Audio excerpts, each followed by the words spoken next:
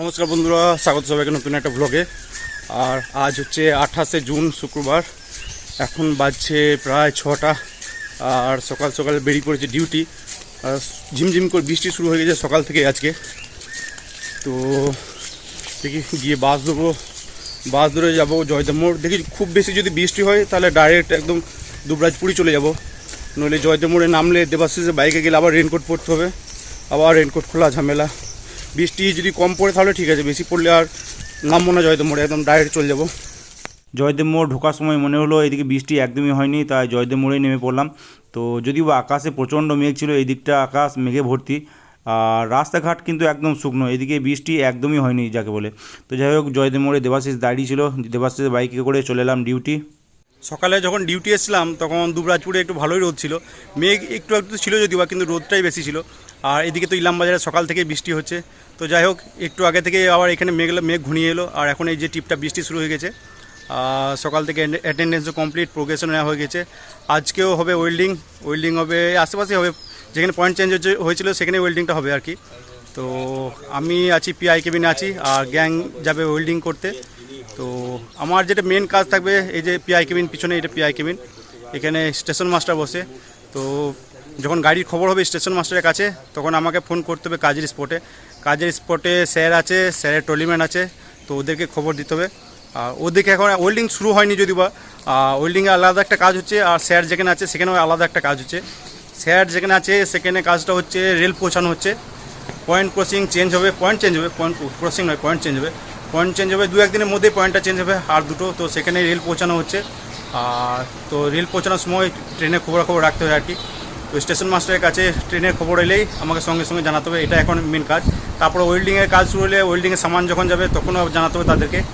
তো দেখি এবার পিআই কেবিনে গিয়ে বসবো, আর টিফিনটা সেরে ফেলবো আগে, কারণ সারাদিন ফোনেই ব্যস্ত থাকতে হবে। আমার যেটা কাজ সেটা একদম ফোনে কাজ হবে সব কিছু আর কি।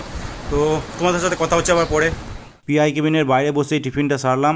আর আজকে টিফিনে মুড়ির সাথে ছিল মটনের ঝোল দিয়ে আলুর একটা তরকারি।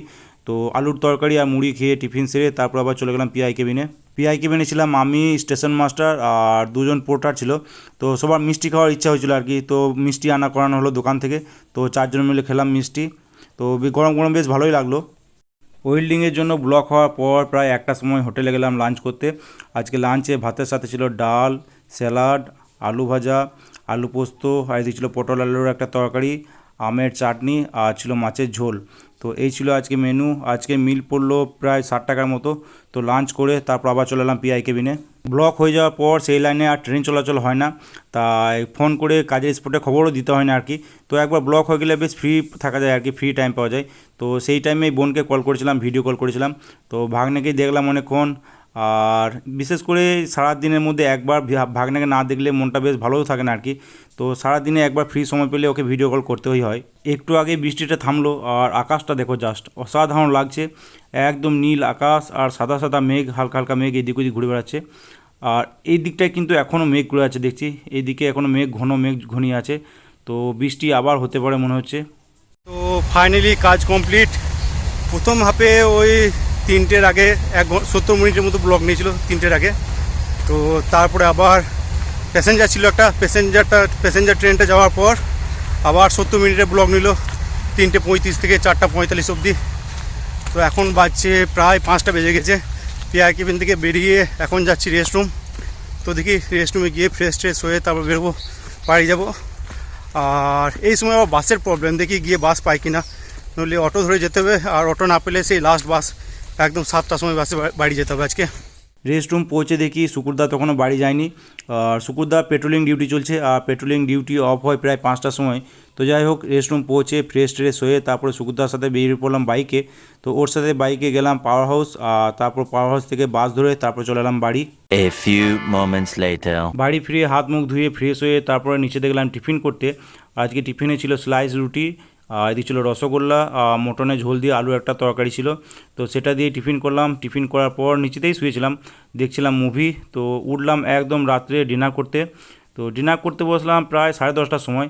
আর আজকে ডিনারে ভাতের সাথে ছিল কাঁচা পেঁয়াজ দিয়ে আলু সানা ছিল, এদিকে ছিল পটল ভাজা, আর এদিকে ছিল মটনের একটা তরকারি ছিল, আর ছিল ডাল।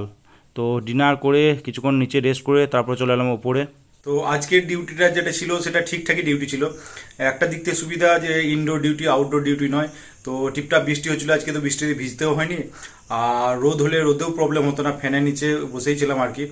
তো এটা ছিল মেন পয়েন্ট। কিন্তু একটা জিনিস যেটা, সেটা ডিউটিটা খুবই ইম্পর্টেন্ট ডিউটি, কারণ এই আমার উপর ভরসা করেই লাইনের ওপর রেল চাপানো হচ্ছিল, রেল সরানো হচ্ছিল। কারণ একটু কল যদি মিস যেত তো ট্রেনের দুর্ঘটনা ঘটার চান্স থেকে যায় এইসব ক্ষেত্রে আর কি। তো সব সময় বসেই থাকতে হয় পিআই কেবিনে, বাইরে যাওয়া একদম চলে না যতক্ষণ না কাজ শেষ হচ্ছে, আর অথবা যতক্ষণ না ব্লক হচ্ছে আর কি। তো প্রথমে রেল সরানোর কাজ হলো, তারপরে এদিকে ওয়েল্ডিংয়ের কাজ হলো। তো কাজ শেষ হতে যদিও বা অনেকটা লেট হয়ে গেলো, একদম প্রায় 5টা বেজে গেছিলো আর কি। তো যাই হোক, ডিনার করে এখন চলে এসেছি ওপরে, এবার শুয়ে পড়বো দেখছি। তো আজকে ব্লগটা এখানে এন্ড করছি। ভিডিও ভালো লেগে থাকলে লাইক অবশ্যই করে দিও, ইউটিউব থেকে দেখলে সাবস্ক্রাইব করে নিও, ফেসবুক থেকে দেখলে পেজটাকে অবশ্যই ফলো করে নিও।